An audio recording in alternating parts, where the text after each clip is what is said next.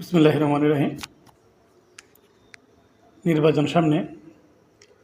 নির্বাচনে একটা প্রতিদ্বন্দ্বিতা থাকে, অনেক ধরনের কলাকৌশল থাকে। নির্বাচন প্রতিটা প্রার্থী তার নিজস্ব একটা কৌশল নিয়ে নির্বাচন করে থাকে। নির্বাচনে জয়ী হওয়ার একটা প্রচেষ্টা থাকে। আজকে একটা ছোট্ট একটা গল্প। এটা হচ্ছে যুক্তরাজ্যের সাবেক প্রধানমন্ত্রী উইনস্টন চার্চিল এর একটা ছোট্ট একটা কাহিনী। তিনি একবার একটি স্মরণীয় অভিজ্ঞতার মুখোমুখি হন। অবশ্যই তখন তিনি প্রধানমন্ত্রী হন নাই। রাজনীতিতে তিনি সদ্য প্রবেশ করেছেন। রাজনীতিতে সে তরুণও বলা যায়।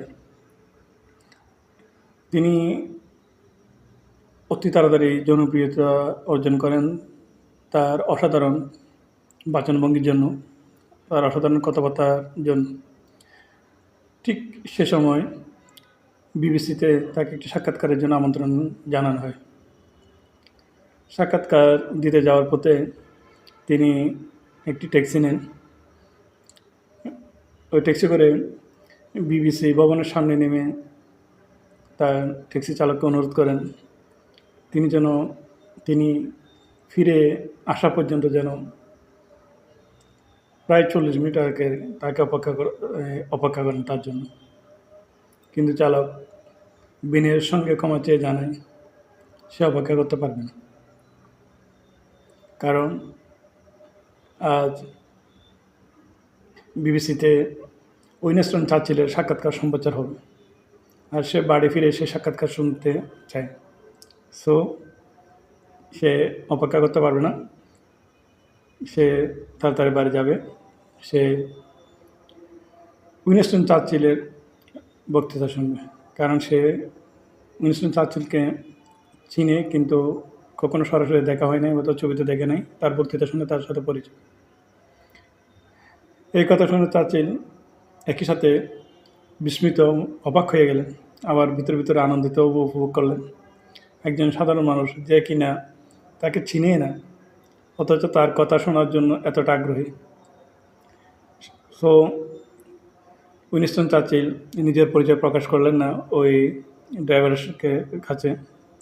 চার্চিল ভাড়ার 5 পাউন্ডের বদলে চালককে পুরো 20 পাউন্ড দিয়ে দেন, আর সাথে সাথে বদলে যায় পুরো দৃশ্যপট। ওই 20 পাউন্ডটা পাওয়ার সাথে সাথেই ট্যাক্সি ড্রাইভারের যে একটা আগ্রহটা তখনই পাল্টে যায়। ট্যাক্সি চালক সঙ্গে সঙ্গে বলে ওঠেন, স্যার, আপনি ফিরে না আসা পর্যন্ত আমি প্রয়োজনে ঘন্টা অপেক্ষা করব। চার্চিল বক্তৃতায় কি বলল বা কি না বলল তাতে আমার কিছু যায় আসে না। আপনি যান, আমি আপনার জন্য অপেক্ষা করতেছি। এই মুহূর্তে চার্চিল ঠিক গভীরভাবে উপলব্ধি করলেন অর্থের কাছে মানুষের নীতি ও নৈতিকতা কত দ্রুত বদলে যায়। একজন ট্যাক্সি ড্রাইভার যে তার কথা শোনার জন্য তাড়াতাড়ি যে আর ঘরে যাওয়ার আগ্রহ হলো, ঠিক অর্থের কারণে 1 সেকেন্ডও লাগলো না তার মাইন্ড চেঞ্জ হতে। সো আমরা অর্থের কাছে কখনো বিক্রি হব না।